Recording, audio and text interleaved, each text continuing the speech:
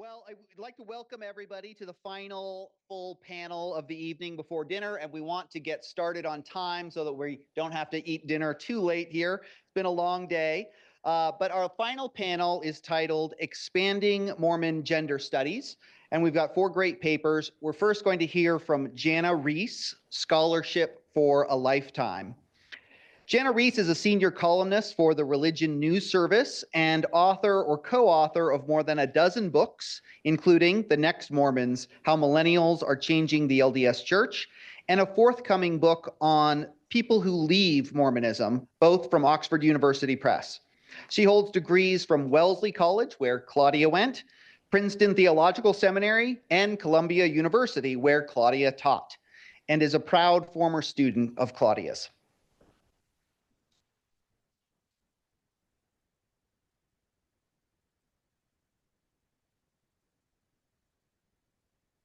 This is that super fun position right before dinner when everyone is so energetic. Yay. So I appreciate you all for being the faithful remnant, still hanging out here. So I guess Claudia is not here right now, which makes me sad because really my remarks are directed to her. But I wanted to say that there is a club of 2 people that is a club of left-handed Mormon feminist historians who are Wellesley alumni who once had a single room in Severance Hall and who were proposed to in romantic spots on Wellesley's beautiful campus. So I think I can be safe in saying that that's just me and Claudia. Yeah, I also think that she should have known that when Richard took her to Tupelo Point on Lake Waban, that was a clue that a proposal was imminent, because that is the storied place where such things occur. Claudia asked us apparently to focus more on our own work than to focus on hers, which is very hard advice to follow. So mine is a bit of a mix of her work and how that has affected me in my career and also just in my personal life. And I'm particularly focusing on lessons that I learned from Claudia when I was her student 30 years ago at Columbia University. So back in 1995, in my very first semester as a graduate student at Columbia, I took an evening class that knocked my socks off. It was on American women's autobiography. And every week, our assignment was to read some kind of autobiography, memoir, collection of correspondence from a woman, and then write a brief reflection paper on that. We went in kind of a rough chronological order. We started with the correspondence of Esther Edwards Burr, who was the daughter of Jonathan Edwards, the wife of Aaron Burr Sr., and the mother of Aaron Burr Jr. And if you've ever seen Hamilton and you hear that line, "My mother was a genius," from Hamilton, that's who he's talking about. And it's not hyperbole, it's really true. So we got to read her letters, which were quite fascinating. And the semester just kind of continued from there. We read Elizabeth Cady Stanton and Emma Goldman, Harriet Robinson. And then we got to a book called A Mormon Mother by Annie Clark Tanner. I imagine many of you here have read that book, which is a fantastic, fascinating memoir. Claudia opened that class discussion by noting, very matter-of-factly, that she too was a Mormon. Now, remember, this is 1995. This is before ratemyprofessor.com. This is before Google even exists. This is before any professor, you could know the details of their whole history and their private lives with a 3-second Google search. So let me just say that when Claudia made this quiet announcement that she too was a member of this church that we'd just been reading about, there was an audible gasp, like a very satisfying audible gasp from the seminar participants. They were shocked that a woman of her caliber would be a Latter-day Saint, I think. And as her student, and also for me as a recent convert to the church, I was very proud sitting there at the seminar to know that the Mormons were Claudia's people, This led to what I would say is lesson number 1 of the 3 lessons that I wanted to talk about from that time at Columbia, which is be who you are as a person and as a scholar, and don't compartmentalize that. The temptation, I think, for many people in scholarship and in life and in the church is to kind of section off portions of ourselves that are not acceptable in certain kinds of company, whether that's scholarly company or church company, or whatever it may be. Claudia's example was to integrate all of it wholly into your work and to bring every part of yourself to the table of scholarship or a relationship, because it's all relevant and it's all part of who you are. And that's related to lesson number 2, which we have heard many times today. Write it down. Because who you are is something that merits recording. So also in that same class, Claudia had the audacity to tell us to write a memoir, write our stories, write our autobiography. And I remember her standing at the chalkboard, poised with the chalk, and saying that she had already picked out the title of her would-be autobiography someday. I, Claudia. She wrote that on the board. I should use my left hand because we're both left-handed, as I mentioned. I thought that was amazingly clever, and I was very impressed that she had chosen the title so many years before the book, which is now, thankfully, available for all of us. I would like to say that I immediately followed such excellent and sage advice by becoming a regular journal keeper instead of the fits and start diarist that I have been ever since I made lists of cute boys in the 6th grade. But quite accidentally, I published a memoir about 15 years ago. And that was something I never set out to do. I mean, I am a raging extrovert, but my extroversion is that I want to know all about you. I don't really care that you know about me. And so writing a memoir was tough. It was a solicited project from some publisher friends that I knew because of my work in publishing. And they had observed the popularity of what was then called the stunt memoir. So a stunt memoir is the kind where an author decides to do something basically nuts for a prescribed period of time. An example, a more serious example, would be the book Nickel and Dimed by Barbara Ehrenreich, if you've ever read that one. And a really hilarious religion one, if you've never read it, is A.J. Jacobs's The Year of Living Biblically. That was definitely a model for me.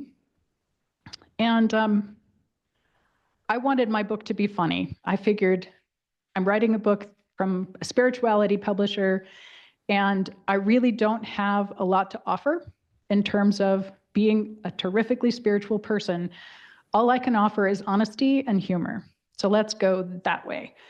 And I did not expect, though, that every spiritual practice that I tried for this stunt memoir, which included fasting as if it were Ramadan from sunrise to sunset, trying to have an Orthodox Jewish Shabbat every week for that particular month, trying to do the daily offices of the Christian church.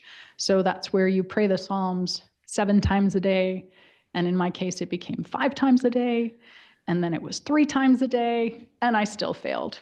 And I failed at all of these different spiritual practices. I am a perfectionist of sorts. And so as a perfectionist, I was fairly horrified that I was not able to do the things that I had set out to do. I mean, I'd wanted to write a funny memoir, but it was going to be a funny memoir about things I was good at.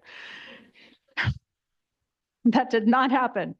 And I remember sitting down with my editor at AAR SBL and telling her, I think that we need to cancel this contract because I'm failing at everything and I can't do this. No one's going to want to read this book about spirituality from someone who cannot manage to be spiritual.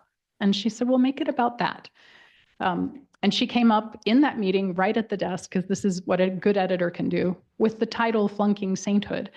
And as soon as she came up with that title, I said, okay, I can write that book.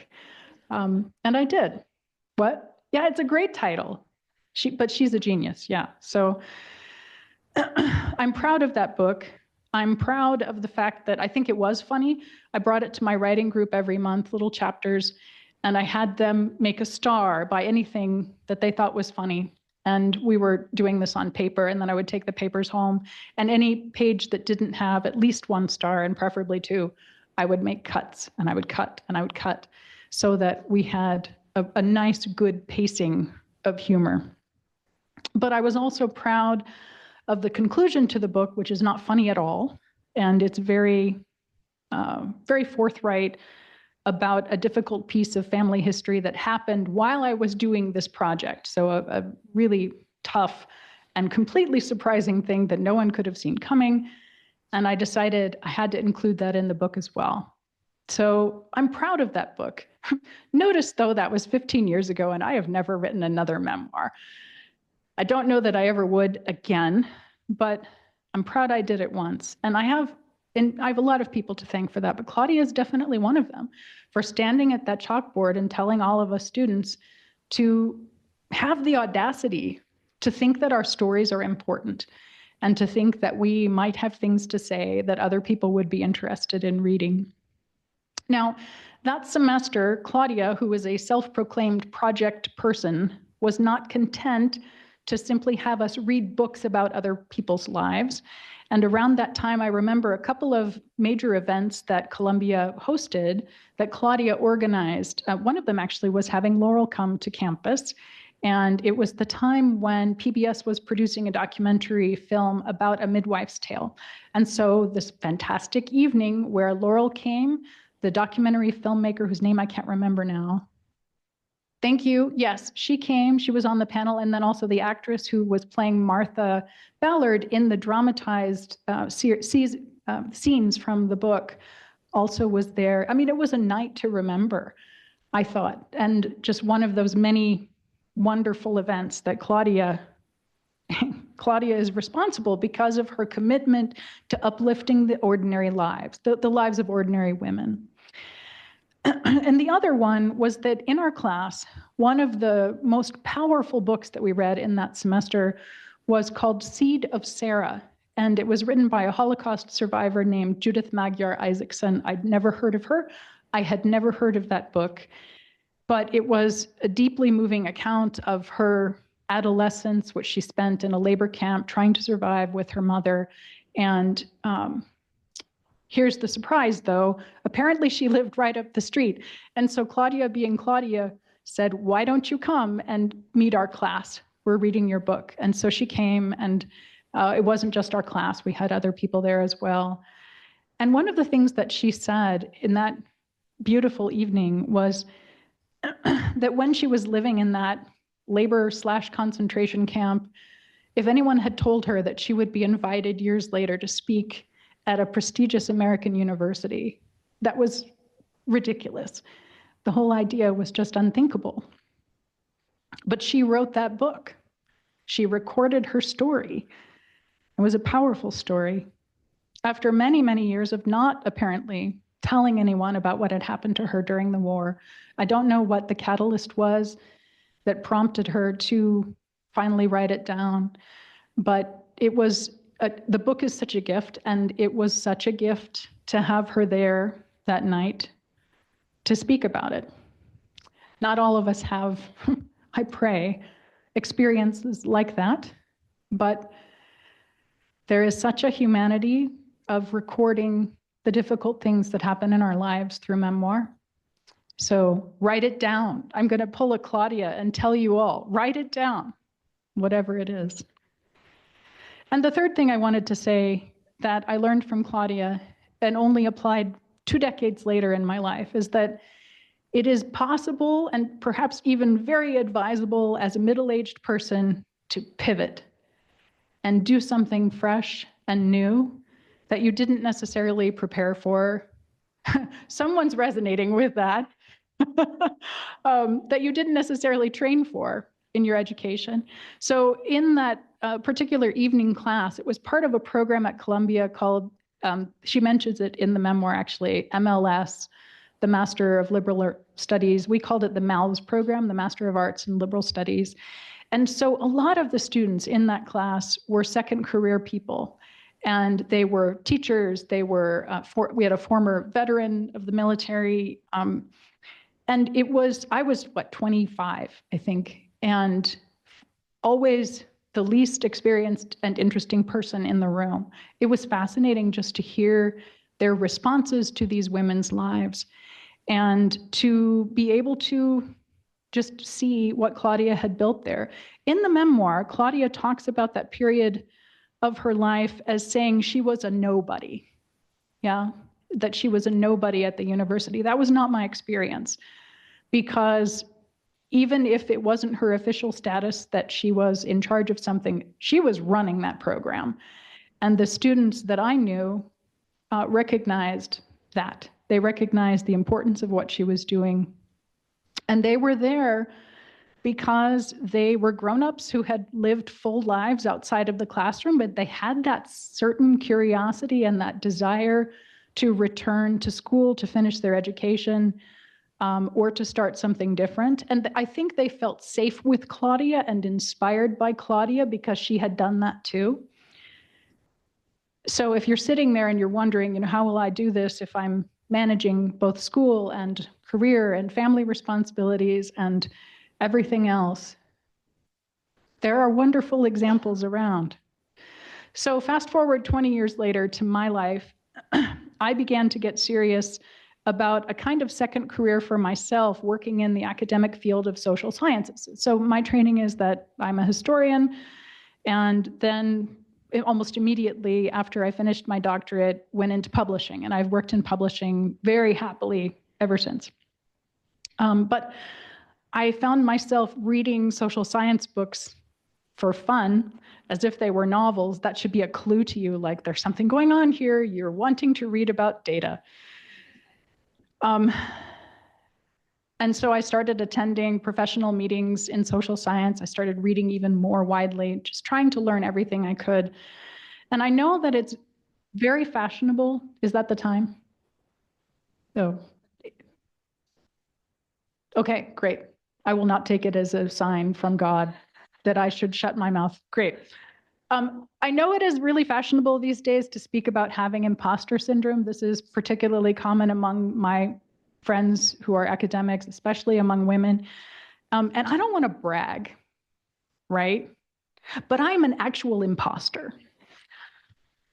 Other people have the syndrome, but not everybody can be a real imposter, which is what I am. So I have now published a peer-reviewed social science book through Oxford University Press and have another one under contract. And I'm not a social scientist. And I just finished serving as the president of the Mormon Social Science Association. I'm not a social scientist, right? But there's a certain amount of chutzpah that one learns from people like Claudia Bushman, and a confidence that you can learn anything that you decide is worth learning, and that you set your mind to and spend the time to do. So when I say that I'm an actual imposter, I don't mean that I'm not qualified to do the work that I'm doing, but I do mean that I haven't done it by myself. I have taken a Claudia approach to this shift in my career, and I have built a fantastic team of people who do have degrees in quantitative social science. I feel very comfortable with the qualitative component of our research, but I have to surround myself with people who are the numbers cruncher people who know what they are doing on that score. And it's been fantastic. We can together accomplish with the complexities of data what I could not do by myself. Also, thank you, YouTube, for teaching me how to use social science software platform programs, because, all these wonderful professors put their content on YouTube. So number 3 lesson that I want to say is that for any of us, it's never too late to pivot. I was talking with a man here in the audience earlier today who is going back to school to get his doctorate, and good for him. It's not too late for any of us. And I wanted to pass that along. Hopefully this will be the last shift. I don't know if I'll have another one, but it's been great. And the last thing to say, kind of along those lines, is that Mormon women are also changing. And In our most recent data that I'm writing about now, the big surprise of the data, spoiler alert, has been that women have been traditionally more religious by quite a lot in the LDS tradition, and that's not necessarily the case anymore. They look very much like men now in terms of spirituality. It's not that women are so much less religious, but that they are not anymore all that much more religious than men were. Unlike the study of history, living people tend to change. It's so annoying. You can never predict when they're going to do it. Dead people are a lot easier to study.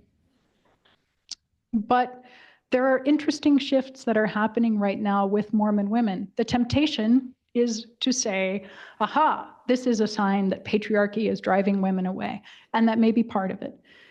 In fact, I suspect that that probably is part of it. But patriarchy has been with us for a while, as Claudia's work has shown and many other women's work has shown. So one of my tasks as a researcher is to say, why now? Why are women as likely now as men to leave religion, especially if they're younger, when they are more likely now to leave religion?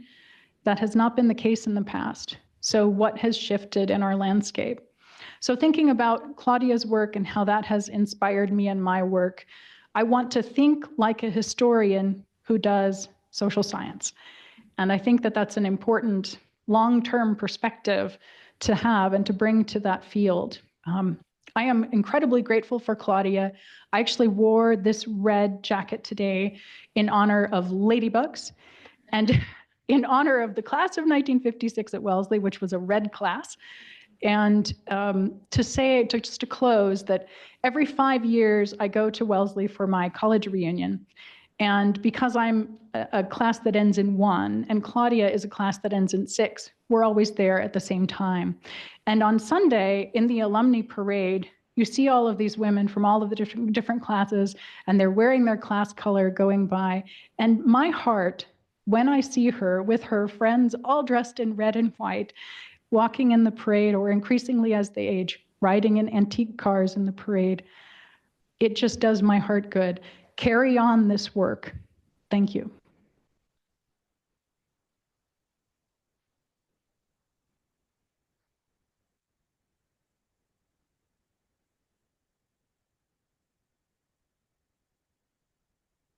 Next, we are privileged to hear from Tina Hatch, Growth and Rebirth in the Wilderness of Mormonism. Tina Hatch had the honor of spending the summer with Claudia Bushman's 2003 seminar Sisters, where her research project was Changing Times Bring Changing Conditions, Relief Society 1960 to the present. Hatch is a higher education professional, writer, nature lover, healer, spiritual seeker, and advocate for living authentically and well. She has long been interested in women and queer people's experiences within Mormonism, feminism, spirituality, and patriarchy. Tina is a 5th-generation Mormon whose worldview and experience within Mormonism and religion was forever altered and expanded when she came out as lesbian.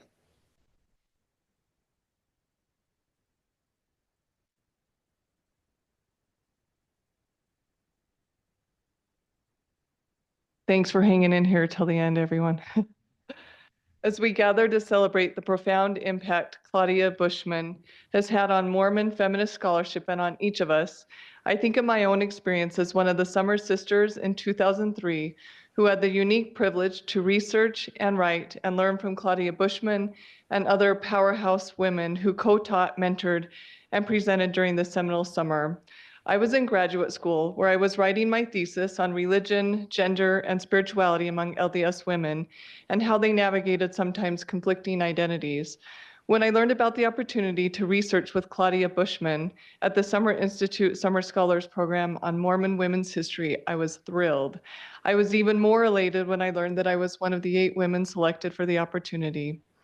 The summer was transformative, spending each day with Claudia Bushman, Jill Durr, the Summer Sisters, and other inspiring women. I experienced deep belonging with these women in a sisterhood that spoke to me of the potential within Mormonism for women to truly have a voice, to make change, to embody the grace, power, wholeness, and light of the gospel in practice with other women. I think we all experienced expansion, excitement, and hope for the future of Mormon women and Mormon women's scholarship. When I think of Claudia's contribution to Mormon feminist scholarship, I think in particular of the ways in which Claudia taught us that we have a voice.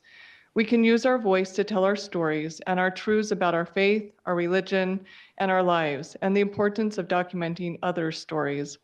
I learned from Claudia and from the women I came to love and respect that summer, including Margaret Toscano and Maxine Hanks, that using our voice can come at a cost, but it can also set us free. It can lead to excommunication and harm, but it can also lead to liberation, light, and empowerment. We cannot always control the outcomes, but I learned that we can choose to show up in our authenticity and truth as strong Mormon women. And as the brave pioneer women who came before us, our journey of pioneering in Mormonism and Mormon scholarship looks different for each of us, taking some of us into uncharted territory beyond the traditional boundaries of Mormonism. As the summer with the Summer Sisters came to a close, my life was shifting underneath my feet. In graduate school, my world expanded, reading texts on feminism, gender, race, and patriarchy. The things I had seen and experienced during my life were being articulated in written words in ways that resonated with me on a deep level. As my mind opened up to new possibilities, the glimpse here and there of my attraction to women that I experienced in high school and on my mission became a glaring light that I couldn't escape and thought perhaps I didn't want to. The inner whisperings turned to deep inner knowing that I was lesbian, and this inner knowing came knocking at my door louder and louder. My world turned upside down with days punctuated by exhilaration and expansion on the one hand, and extreme fear, sadness, and loss on the other. I was a sixth-generation devoted Mormon who had served a mission in Norway and who, despite all my concerns about sexism and gender dynamics in the church, loved the gospel and my faith community. Being Mormon was a key part of my self-identity. Wanting to be authentic was an equally important part of who I was. And so amidst the inner tension and the fear, I spoke my truth, coming out as lesbian, full of concern for what it would mean for my life and for my future in Mormonism, but hopeful too. I came out quickly at work and in safe communities on campus, attending a support group, going to counseling, but at church and with most of my family, I was deeply closeted. The risk was too great. The consequences felt unbearable either path I took. The next year, the Summer Sisters got together for a reunion with Claudia Bushman. I was nervous and excited for the reunion. I wanted guidance and direction. How could I be lesbian and safe in the LDS Church? Could I still research LDS women's lives? Did I have a voice and place in Mormon scholarship? Would the church change fast enough for me to have a chance at full inclusion? I was nervous to talk with Claudia and most of the Summer Sisters. I told Claudia that things had shifted for me since the Summer Sisters the year before. I had come out as lesbian. She got a look of concern on her face and told me, "Oh, Tina, just be careful. Maybe be quiet about it. The church can hurt you." And there was my answer.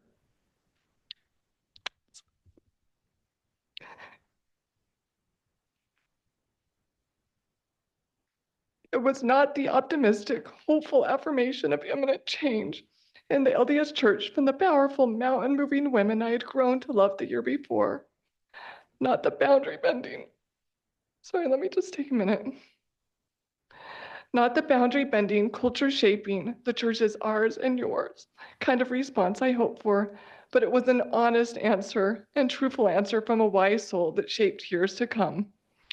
During those tender and raw years coming out, I wanted so much to belong within the LDS Church, and for over the next decade, I felt the crushing weight of the gendered heteronormative box in Mormonism, and the way in which my sexuality was like having a scarlet letter A placed on my chest for all to see and cast their judgment as to my worthiness in the community of Christ, my worthiness to attend the temple, to hold callings, to be included as one on the covenant path. I was openly gay at work, supporting LGBT students on campus, speaking my mind in most social settings and in social media, but in the LDS Church, I remained mostly silent and afraid, hoping for change to come, hoping that one day the LDS Church would see my wholeness and the divine light within me that radiates through us all.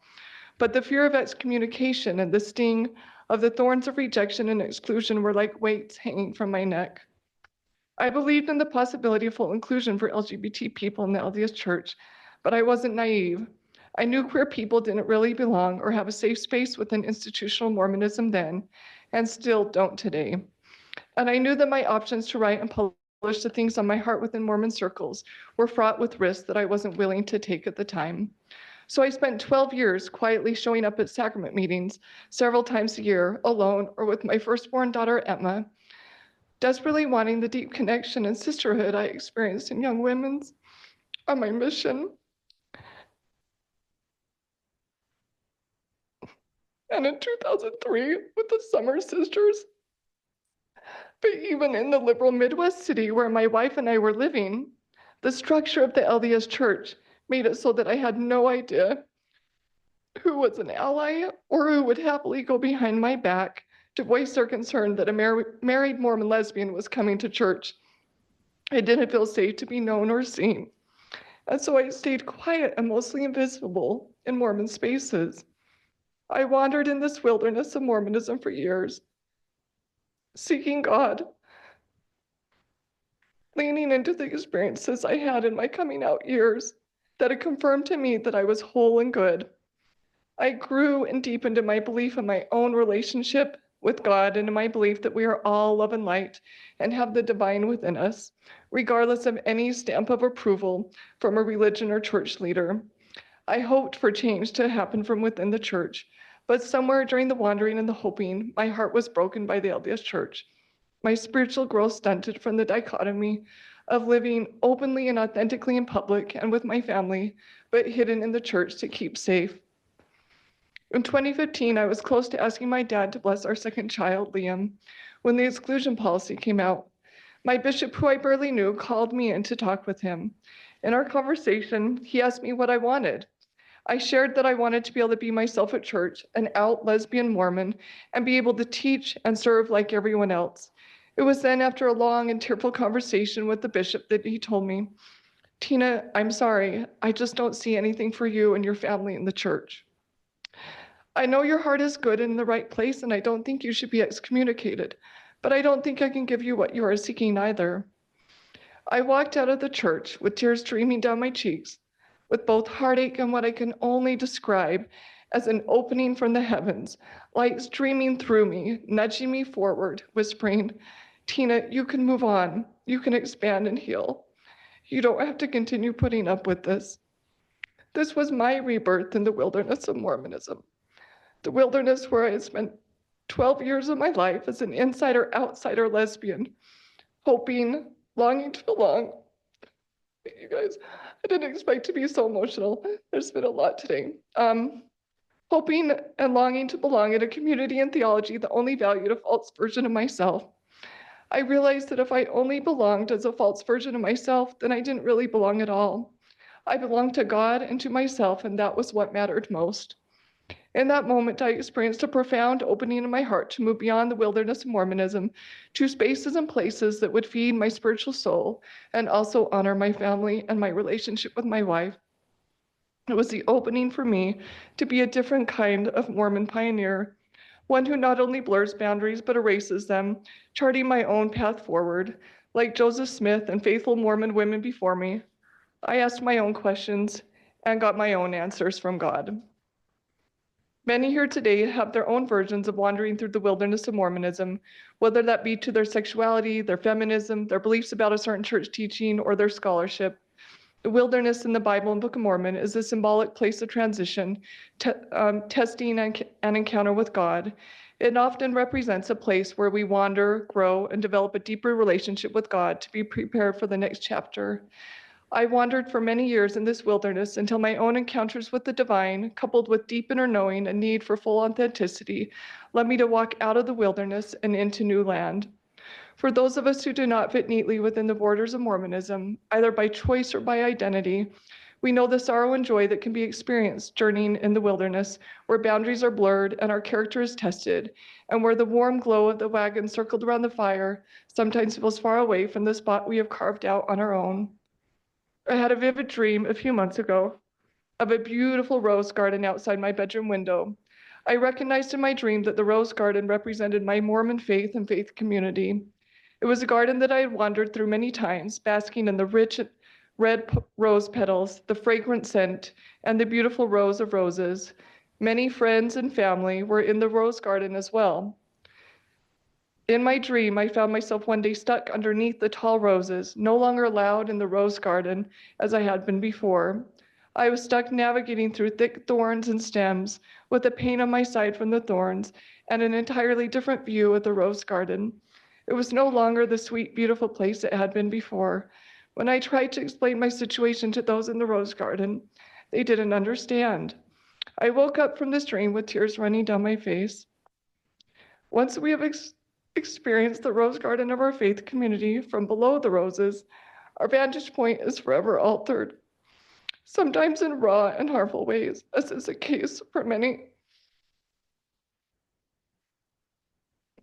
LGBT members, but other times it shifts in the most beautiful, expansive, and life-nourishing ways as we move beyond one experience of Mormonism and onto another relationship with our faith community and our connection to the divine and self. For those of us wandering through and beyond the wilderness of Mormonism, charting our own pioneer experience as a feminist, a queer person, a seeker of truth, we often look back to the moments that have defined our spiritual identity and our relationship with the Mormon faith community, Mormon theology, and Mormon culture. We recognize the ways in which Mormonism has and still impact our life in profound ways, both good and bad. Whether we call ourselves Mormon, ex-Mormon, Jack Mormon, expansive Mormon, raised Mormon, and move beyond. For Mormon scholars, hearing stories from the wilderness of Mormonism, documenting our voices and recording our lived experiences with Mormonism is a critical part of telling our collective story. Here I am, 22 years after meeting Claudia Bushman, 21 years after coming out.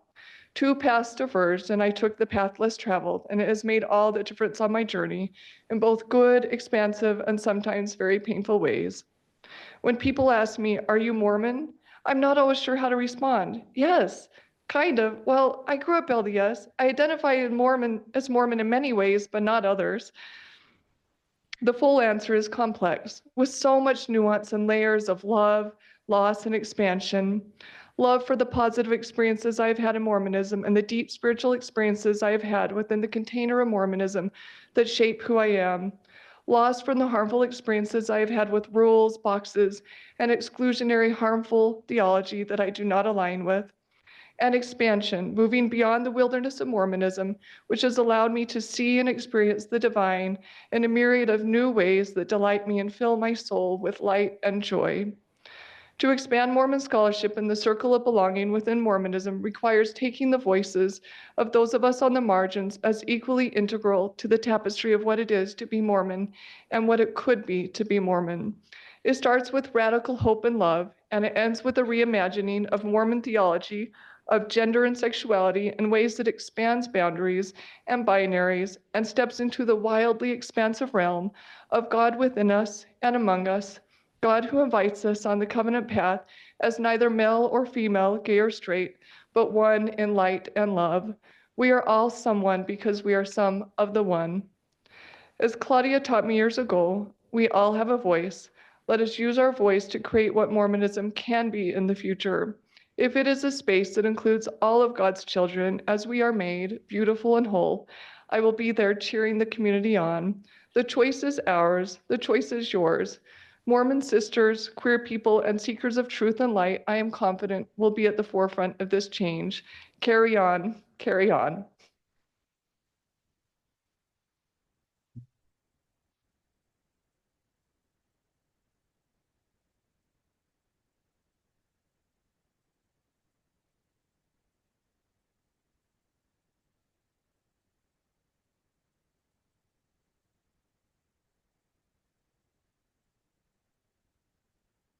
Thank you, Tina. Next up is me, Taylor Petrey. Let me read my bio here. I got to make it bigger. I am a professor of religion at Kalamazoo College and the editor-in-chief of Dialogue, a journal of Mormon thought. I've published several scholarly articles and books on theology and gender, including Tabernacles of Clay, Sexuality and Gender in Modern Mormonism, and Queering Kinship in the Mormon Cosmos, and co-edited with Amy Hoyt, the Rutledge Handbook on Mormonism and Gender. All are for sale outside if you want to buy those. Okay. I think that's it. Okay. When I was 21 years old, I found myself right after my mission in Claudia and Richard's living room as part of a potluck New York City LDS History Research Committee. I was at least 20 years younger than anyone else there, but they kept inviting me back. Over more than a quarter century, Claudia has been a mentor, a friend, and an inspiration. And like so many others in this room, my interactions with her changed my life forever. And I'm so grateful to be a part of celebrating her today. The 1970s were a period that was particularly generative for new Latter-day Saint affinity groups. Among them, Exponent 2 and Affirmation Gay Mormons United, later changed to Affirmation Gay and Lesbian Mormons, were founded within just a few years of one another. There are a number of similarities that invite comparison.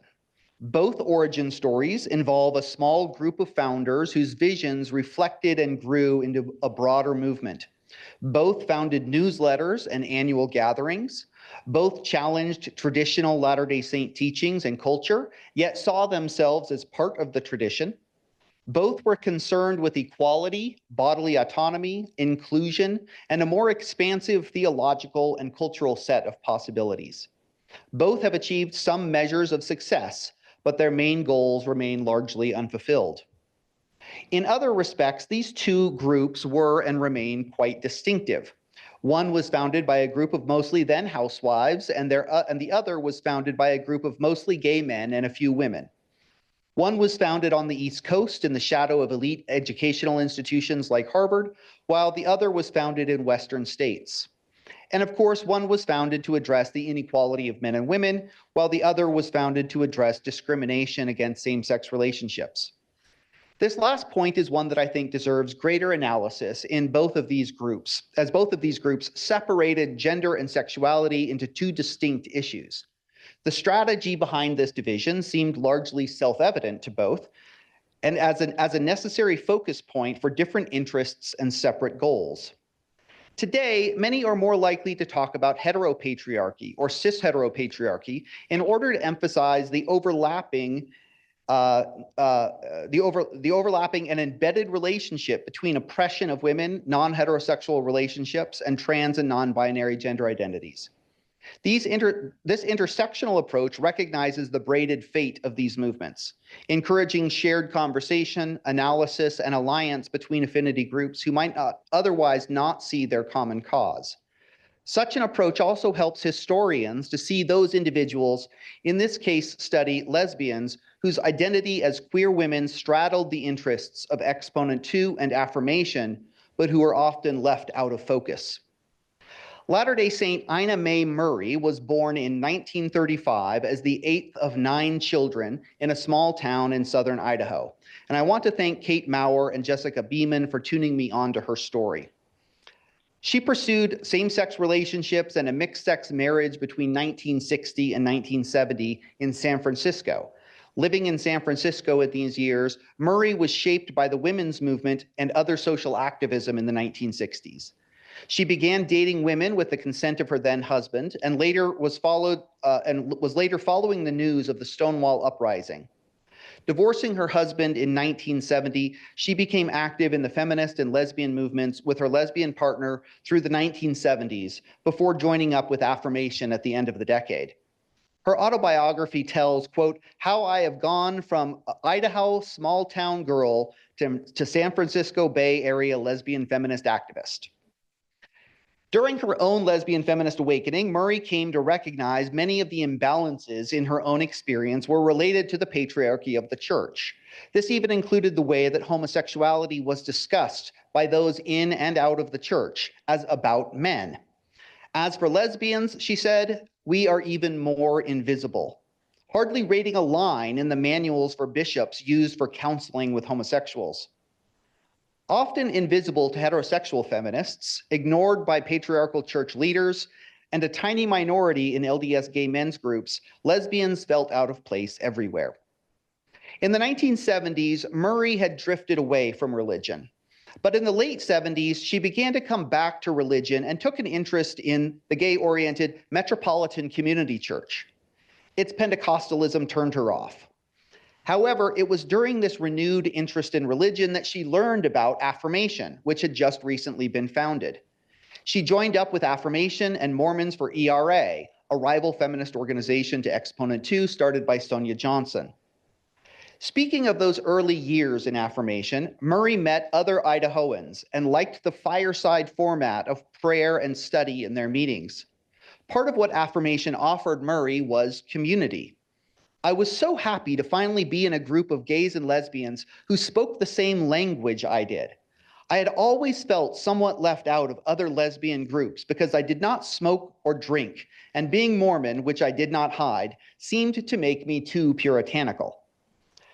The biggest drawback, she confessed about Affirmation, was that there were very few women.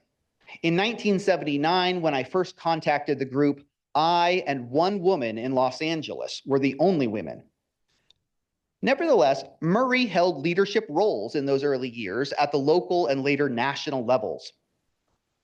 Despite the early paucity of regular female attendees at Affirmation events in these years, subsequent correspondence shows that Murray wasn't entirely alone. Her papers are filled with lesbian Mormon women reaching out to her, thanking her for her story and sharing their own. Lesbian Mormon women were desperate to find one another in the early 1980s, many coming out of divorces after coming out as lesbian. Some had left the church and others stayed, but they were seeking to find people who were like them. Murray's interest in feminism interests in feminism were for her a complement to her interest in gay and lesbian activism.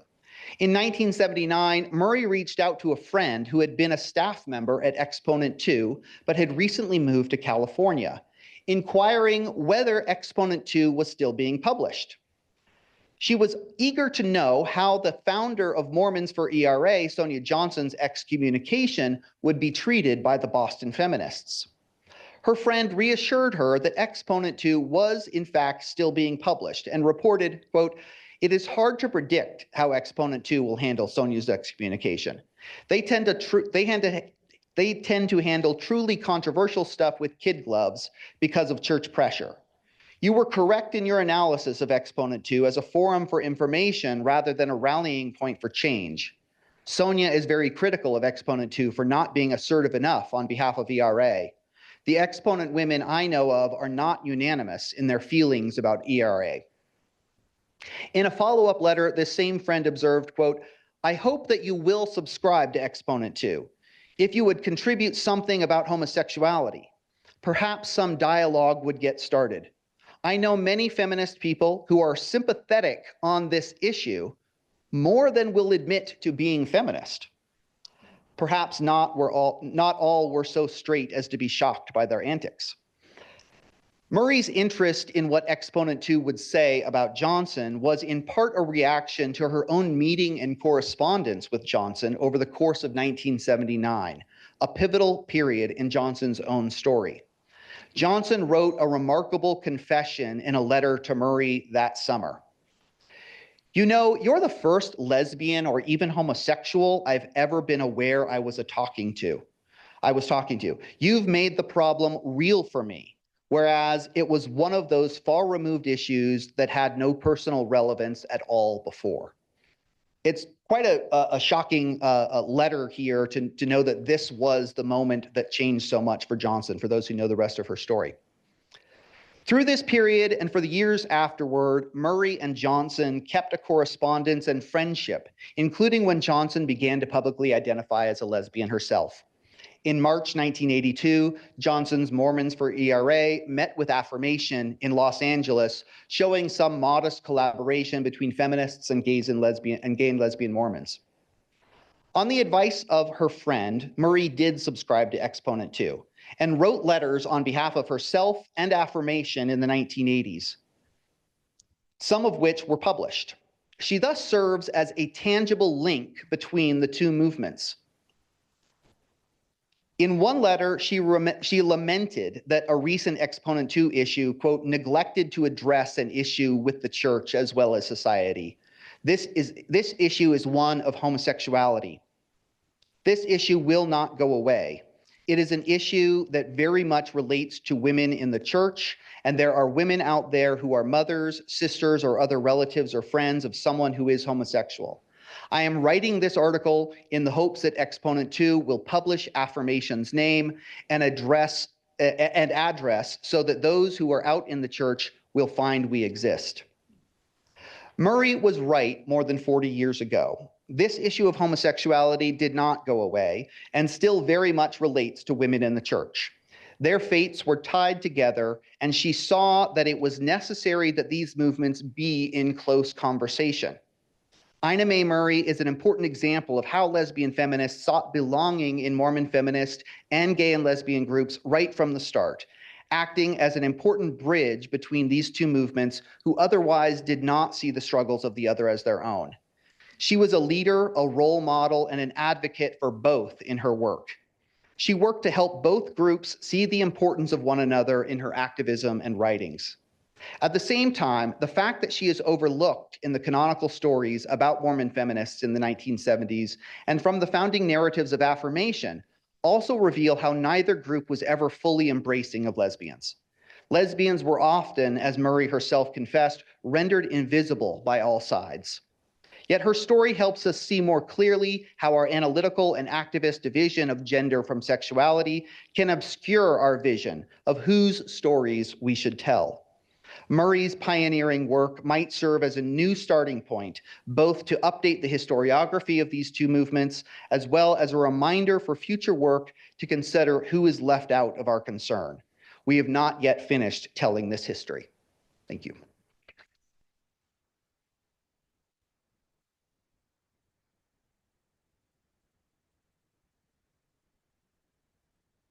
Our final speaker is Hannah Jung, Speech and Silence in Polygamous Women's Records.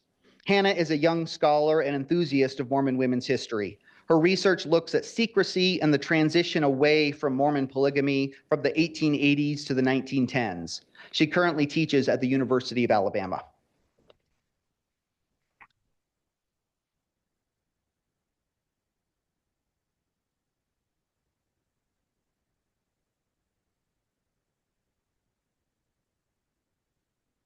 Right. Thank you so much for having me. I feel so honored to be here. Maxine Hanks said at the very beginning of this program that we should do this more often for Mormon feminists, and I heartily agree. I want to see many of the women in this room celebrated in the way that we're celebrating Claudia Bushman today. And I also just feel like I need to say this, that I am here because of the work and the mentorship and the generosity of all the people in this room, that like me standing here would not be possible without all of that wonderful generosity that I've seen from you all. And lastly, that I just think that there is something really powerful about us being here together. And I know that this event is all about Claudia, but I think that in us gathering today, in us seeing one another, saying hi, learning about one another, learning from one another, that there's something inherently powerful about that. And I think it's a beautiful thing. Okay. So I have been an avid admirer of Claudia Bushman since I first encountered her over a decade ago. The late Kate Holbrook held an event featuring Claudia Bushman at her home, or at her mother's home, I believe. And at that event, Claudia discussed the value of, or the importance of valuing women's words, including our own histories. Claudia then showed us a number of famous women's memoirs. Often, these memoirs would begin by the women apologizing for recording their own experiences and distributing them. And Claudia pointed that out to us. And she said to us, when I write my memoir, I am not going to apologize to anyone for writing it. She said, my memoir is going to be called I, Claudia. And we all kind of like thought that this was funny, and then we moved on. And I was so thrilled this fall when I heard that I, Claudia was finally going to get published, and I thought, oh my gosh, I cannot wait to read it. And so my remarks today are based off of the things that I learned at that event over a decade ago, and based off of what I have learned in her memoir.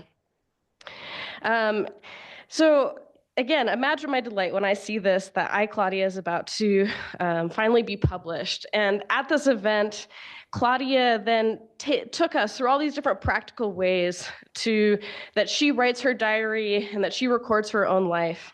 And just as a note, I brought my sister to that event, and she was visiting from Montreal, and she had recently attended an anarchist book fair. And at this anarchist book fair, there was a Skillshare about how to write one's own history. And my sister Katie said that Claudia's Skillshare was way more helpful than what she called the manarchists. Okay, so there you go. So what I took from that event and what I kept with me over the past few decades, or past decade, as I started and finished graduate school, is the importance of valuing women's words, paying attention to what women have to say, their experiences, their stories. All of that helps show us the complex world beyond just the flattening discourse about women, right? So not just thinking, what are people saying about women, but what are women saying about themselves? Claudia's own scholarship has contributed to this archive and this, broad sense of knowledge about women's history. In my own work about polygamous women's history, I've often noted how privileged we are as historians of Mormonism that we get such a rich archive of women's voices. In my writing, I've tried to highlight the complexity of women's experiences in their own words. My attention to secrecy among polygamists, however, has also shown me that there are limits in what women say and record about their experiences. So what I want to do today is we'll show the kind of rich understanding that we can get from women when we listen to their words, but that also, while also noting the limits and how power limits what women can and do say in moments, okay? So readers of I, Claudia are immediately confronted with the ambivalent of experiences in religion that women experience. Claudia reminds us that that the most important things I learned, she says, I learned at church. And yet again, she also shows us the difficulties. She says, I seized with anger during the many times I sat in the congregation in the shadow of the pulpit. What I really like about I, Claudia, is that she exemplifies this beautiful both and attitude, both some really piercing critiques, but also critiques of somebody who is deeply centered in a faith. And I have seen those same kinds of dynamics in polygamous women's records. So thinking about her time as the youngest plural wife in a polygamous family, Lizzie McFarland reflected that I have heard women in polygamy rant and tear about it. I have heard women who have lived it say they were happy as queens. Well, when they say that, you can tell that they were lying. They weren't happy as queens, though we did find happiness in it. Polygamy, when you live it as we tried to, is one long personal sacrifice, a time of putting your impulses and emotions and desires aside and always trying to do what is best for the whole. That kind of life cannot make a woman really happy. She has too much to fight, but it does give her something in return. End quote. Thus, we learn that polygamy is a system that can only bring certain kinds of happiness. Once the fight has left a woman, then she can get the peace she desires in this system. Lizzie's interview, like Claudia's, shows the nuance of agency of women who choose to stay. Lizzie's interview comes from a source base I find myself returning to often in my writing. She is one of 198 polygamists or their children that sociologist Kimball Jung and a few other researchers interviewed between 1935 and 1939. His team interviewed husbands, plural wives, and children of polygamy to understand the intricacies of family life. But it turns out that in the 1930s, there were not a whole lot of male polygamists around because they were marrying multiple younger women, right? So it turns out that in this moment, there was actually a lot more women who had stuff to say and who were alive to say it. And so in this really unique source space, we have actually a lot more voices of women than we do of men. So in this archive of interviews with plural wives, many of them related how they struggled with their husbands' desires for plural wives. Some drew very clear lines. They simply said no. Other women, however, felt that that was not an option. So here's one second wife, Laura Chamberlain, and her interview helps us explain why that is. She said, "After we had been married about 3 years, my husband married again. I felt pretty rocky for a time, but I couldn't say anything. Aunt Ella, the first wife, was the one who would say, but she never said a word against it. Of course, he asked our consent, but he would always get his own way.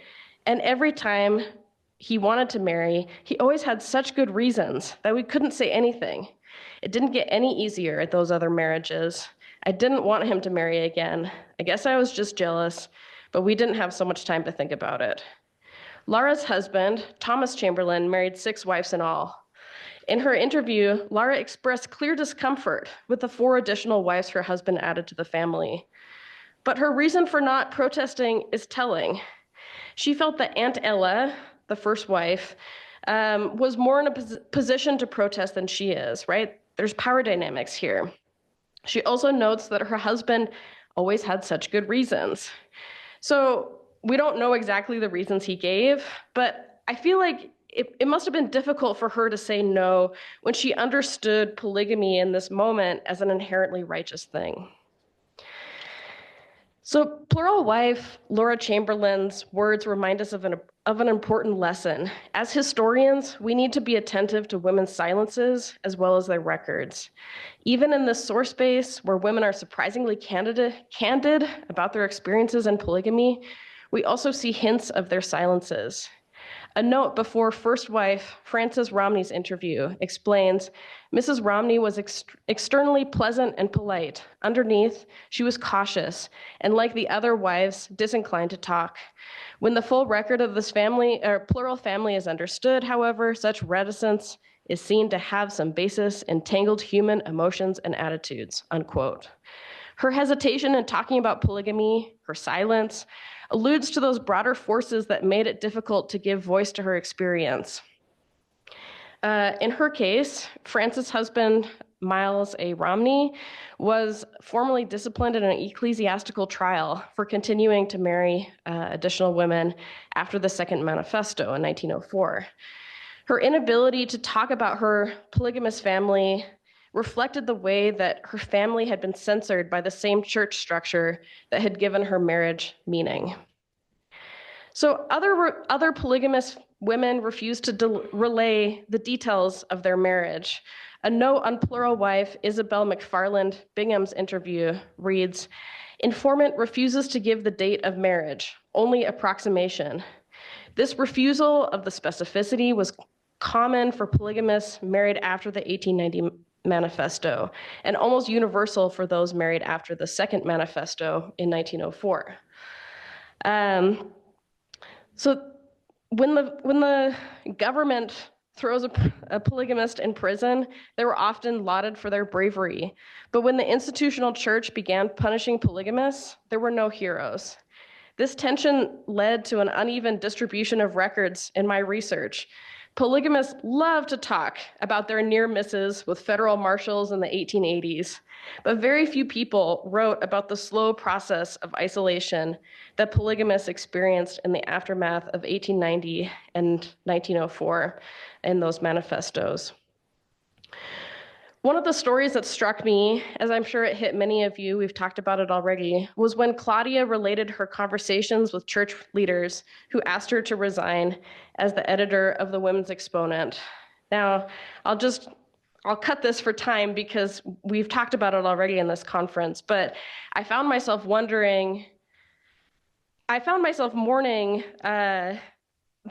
the fact that she decided to pivot away from Mormon history in that moment, right? That there, her energies were directed elsewhere, but that we as a collective group, and we lost something by having her energies directed elsewhere.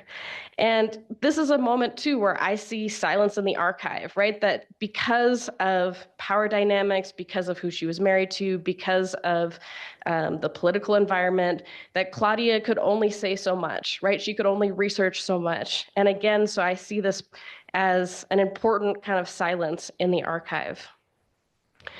In that formative event back in 2013 that I went to, Claudia posed the question of what it means to take women's historical agency or women's history seriously. This directive is not particularly revolutionary to most of the people in this room, but it was revolutionary to me because it gave me permission to ground my inquiry in women's experiences and writings. So thinking about Claudia's memoir and my own work, here's what that directive means to me now. Looking at what women write helps us go beyond the binaries of submission and resistance. Women both critique and choose to stay. They resent, they seethe, they evade, keep secrets, uphold, testify, and much more. We have a responsibility to tell those stories. But as I have been drawn to not only the voices, but the secrets, and I've been drawn to not only the voices, but the secrets and the absences too. And those have led me to ask questions about what power networks allow people to speak, edit dialogue, and give details about their marriages. Paying attention to the presence of women's writing in the archive means also looking at the reasons for their absences too. Thank you.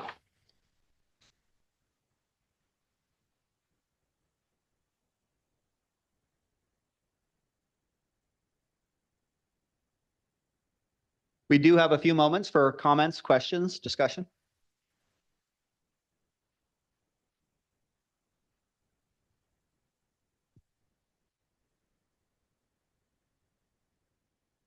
I have a question for Hannah.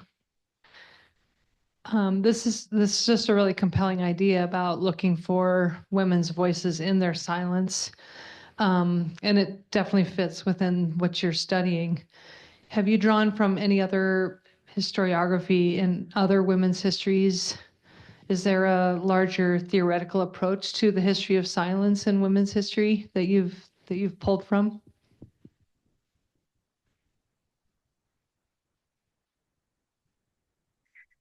I think that there's a lot of really interesting work that's been done about silence in archives. So, this is not unique to me. I think that thinking about any group, I'm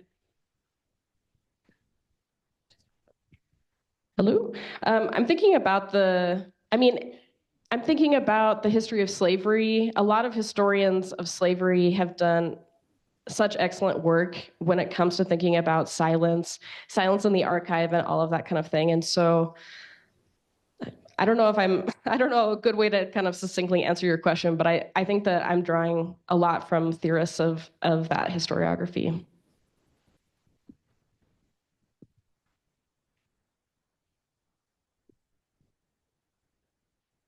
This question is for whoever feels inclined to answer it, but I'm thinking of Carrie Spencer Pray's book, I Spoke to You with Silence, Stories from Queer Latter-day Saints. And she talks in the introduction about the silence that many Mormon, lesbian, and bisexual women experience within Mormonism because so many don't explore their sexuality until they're already married to a man. And I know that that is the case that some exponent women experienced who were early staffers, who were married and had children and were not writing about their own queerness, and some of them never wrote about their own queerness. And kind of the complication that puts on writing about queerness for Mormon women. The question is not super specific, but I'm just thinking of the silence in the archive there. Like, how, as scholars, do you address that?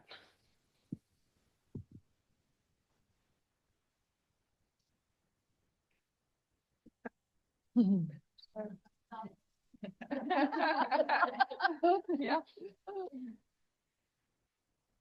The only thing that comes to mind is really for other people to be willing to ask the questions and hold the space. I think, I know for me, a lot of the silence is, I've done plenty of writing and plenty of posting and plenty of articulating my own thoughts about Mormon theology and ways it can expand. But I think for people who experience similar things like Maxine Hank doing her own work on women in authority, for me, it was that fear of excommunication and the structural barriers to being able to speak my truths and to articulate that that kept me silent in many Mormon spaces. And so I think as much as people in positions of power work to shift that dynamic where we become a faith community where people are able to speak their truths without fear of consequences that can cause great spiritual and familial harm to them, I think there would be less silence there. That's a really interesting question, Katie. And I think that the only thing I want to add is that we as scholars just have to get more creative in the ways that we draw on those histories. So we're not always going to find a journal or a letter or something like that, but there are ways in which, and I think that this is where in my last answer I drawed upon Black history and Black historians, but I think that scholars of the queer community and all sorts of scholars of undocumented migrants, all sorts of people are doing really pioneering work by using new ways of thinking about history, using different kinds of sources, all that kind of stuff. If I could just share an example of my own incompetence and learning process. When I wrote the first book, The Next Mormons, and I was interviewing, at that point we had about, I think, 63 people in the interview pool. The interview template that I had designed, and I had researched how to do an interview template, what questions to ask, in what order. I had asked a question about marital status, and it wasn't until I was, probably at least a third of the way through these interviews when a woman said, yes, I'm married, but I'm also bisexual. And I had this horrible moment of realizing I had assumed all along, right, that if someone was married heterosexually, that they were heterosexual. I felt like such an idiot. To my credit, I wrote that up in the methodology. Like, we have to be honest about our mistakes, right? We have to be honest about the things that we learned during the research process, because hopefully it will help other scholars down the road.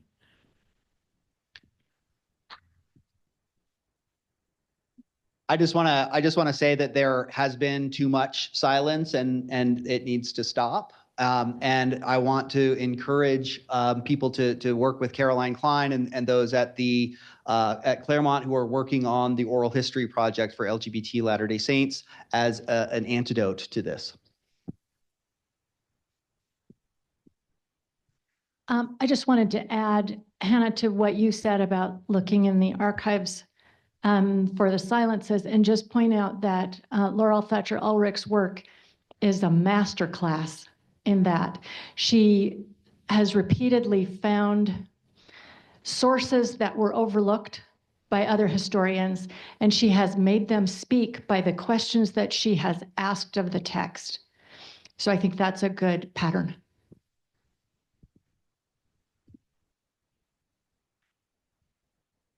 I just want to defend people who choose to stay silent, and that can be a choice of autonomy, and nobody owes it to anybody else to tell their story unless and until they want to and they are ready to do so. And I say that from a position of having inadvertently forced someone to tell their story without knowing that that's what I was doing.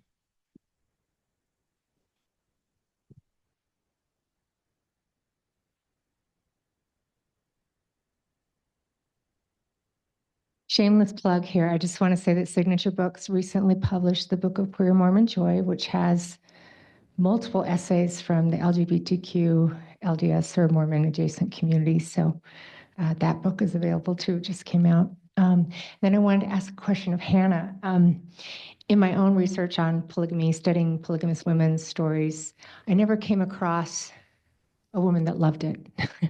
I came across women who either didn't like it and they're just heartbreaking stories, or that across women who made the most of it. Did you ever come across any stories of women that loved it, not just made the most of it, tried to make the best of it? It's hard to find those stories. I think the closest I got, I love teaching with this source because there's a great oral history in this archive that I've mentioned, and her name is Alma Meinier Felt, and she talks about absolutely loving her fellow sister wives, encouraging her husband to take more wives. And she has this great quote in it. She says, "I love seeing his back as much as I like seeing his front." Like, as in, when he came over to visit me, that was great. And when he left, that was even better. And so, like, that was, I think, and so I like showing that to my students because it was like, I think that to me represents like the clearest moment of happiness in polygamy, but she also speaks of the sorrows of polygamy. So I think that it's hard to find them, but that's the best I could offer. Before we conclude, we've got a quick announcement about dinner from Maxine.